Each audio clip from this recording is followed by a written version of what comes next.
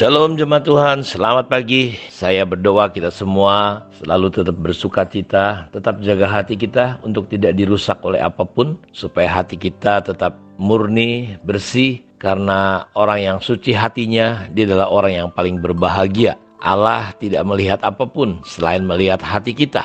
Manusia selalu melihat apa yang kelihatan, tetapi Allah selalu melihat hati. Karena itu biarlah hati kita bersih, hati kita memiliki kapasitas yang besar. Ed Cole berkata bahwa seorang yang memiliki kapasitas hati yang besar, dia layak menjadi seorang pemimpin yang besar. Karena seorang pemimpin yang besar, dia perlu memiliki hati yang besar. Karena itu kita sudah belajar bagaimana gereja perlu dibangun di atas dasar yang benar, yaitu di atas dasar batu karang yang adalah pewahyuan Yesus Tuhan. Kita sudah panjang lebar bahwa ketika kita jadikan dia Tuhan, artinya kita perlu mentaati dia, mengikuti dia berdasarkan ketaatan. Dan itulah yang harusnya terjadi dalam kehidupan kita sebagai orang percaya. Hari ini kita ingin belajar tentang rencana Allah yang kekal atas jemaat atau gerejanya. Jadi kita perlu menjadi jemaat kepenuhan Kristus yang akan memenuhi semua dan segala sesuatu.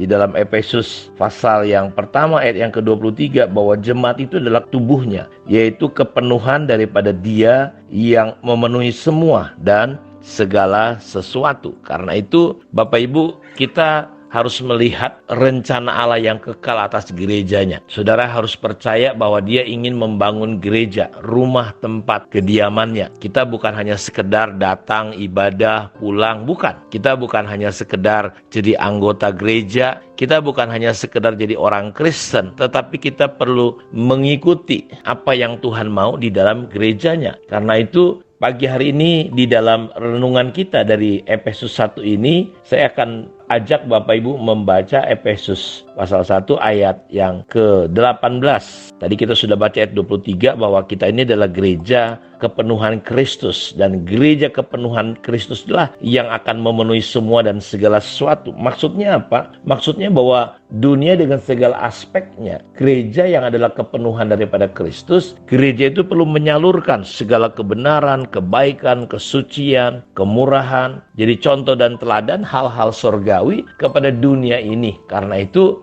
kita berdoa bahwa kita perlu menyiapkan diri kita, menyiapkan generasi kita, menyiapkan gereja kita, bahwa satu-satunya hal yang bisa kita lakukan bukan hanya jadi seorang pendeta berkhotbah, tetapi kita perlu di bidang apapun saudara hari ini duduk, ya, sebagai guru kah, sebagai polisi kah, sebagai tentara kah, sebagai hakim, pengacara, kita perlu menggenapi doa Yesus. Hadirkan kerajaan surga ke dunia ini. Seperti doanya, Bapa, aku berdoa supaya datanglah kerajaanmu dan jadilah kehendakmu. Karena itu di dalam ayat ke-18 dikatakan begini, dan supaya ia menjadikan mata hatimu terang, agar kamu mengerti pengharapan apa yang terkandung dalam panggilannya, ya. Dan supaya ia menjadikan mata hatimu terang, agar kamu mengerti pengharapan yang terkandung di dalam panggilannya. Jadi kita perlu melihat rencana Allah dari semula terhadap gerejanya. Ya, kita sudah belajar maksud abadi Allah. Jadi kita perlu masuk di dalam kekekalan dan segala sesuatu belum ada dan Allah sudah ada dengan segala rencananya.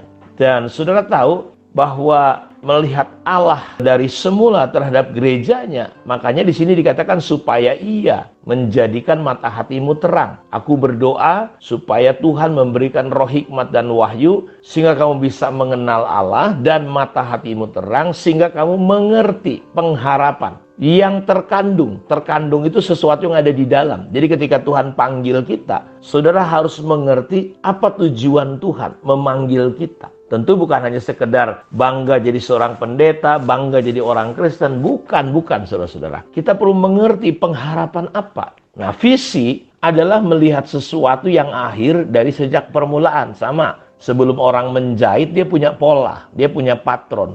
Sebelum orang membangun, dia sudah punya asset plan namanya, ya, cetak biru sebelum dia bekerja. Jadi kita harus bisa melihat gereja dari awalnya. Oh, akhirnya akan seperti ini, supaya kita nggak menyimpang, meleset seperti yang terjadi hari ini. Banyak orang berpikir dia yang membangun gereja, dan gereja dia bangun sesuai yang dia mau. orang berpikir jadi ngaco. Karena itu visi adalah melihat segala sesuatu yang paling akhir dari sejak awalnya. Visi adalah melihat apa jadinya sesuatu nanti. Itu visi, saudaraku. Melihat apa ujungnya gereja itu, yaitu gereja yang alam maut tidak bisa menguasai. Ya, visi adalah seperti apa kita diharapkan akhirnya. Jadi jangan sampai kita jadi produk yang gagal, menjadi produk gereja yang tidak sampai kepada tujuan yang seperti Tuhan mau. Karena misalnya Tuhan mau desain kita tadinya, contoh aja saudaraku, misalnya smartphone yang S7, ternyata kita cuma jadi yang jadul-jadul gitu ya. Kita nggak jadi seperti yang Tuhan mau rindukan. Karena itu kita perlu melihat rencana Allah yang kekal, mengerti. Makanya kita perlu disingkapkan, dibukakan. Pertanyaannya, apakah saudara mengerti pengharapan yang terkandung ketika Kristus memanggil kita menjadi jemaatnya, menjadi orang percaya? Sebagai jemaat kita harus mengerti pengharapan yang terkandung di dalam panggilan Tuhan.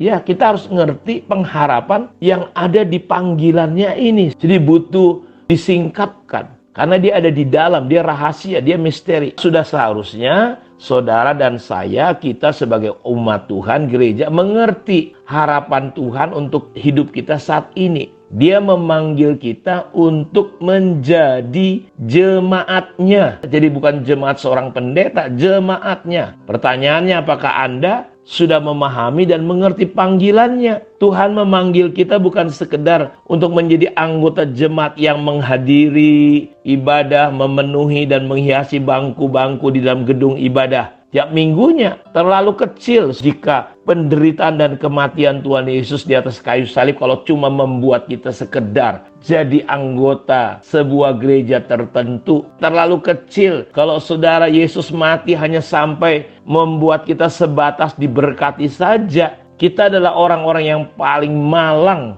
jika kita ikut Tuhan jadi orang Kristen hanya berputar-putar di masalah hal-hal lahiriah saja. Seperti yang Paulus katakan kepada gereja di Korintus. Kamu adalah orang yang paling malang dari semua orang malang kalau kita percaya Yesus hanya sebatas masalah hal-hal lahiriah. Jadi gereja kita orang Kristen tanpa tujuan dan visi yang jelas, kita hanya akan jadi gereja atau jemaat yang sekedar hanya hadir di dunia ini sama dengan hidup kita. Kalau kita nggak ngerti tujuan hidup kita, ya kita cuma berputar-putar, kita kehilangan arah, kita kebingungan, dan menjadi Kristen yang tidak punya pengaruh atau dampak apapun, hanya sekedar beragama dan kehilangan rencana Kristus pada akhirnya. Rick Warren berkata bahwa hal yang paling tragis dan menyedihkan dalam hidup ini bukanlah kematian, tetapi kehidupan tanpa tujuan atau visi. Untuk itulah saudara, kita perlu berdoa, perlu belajar dengan benar,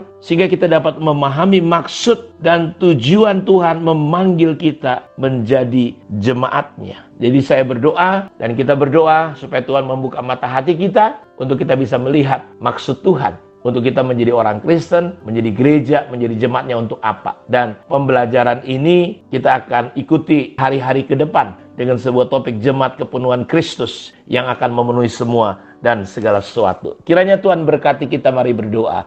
Bapa, bukalah mata hati kami untuk kami bisa melihat, mengerti pengharapan yang terkandung di dalam panggilan-Mu.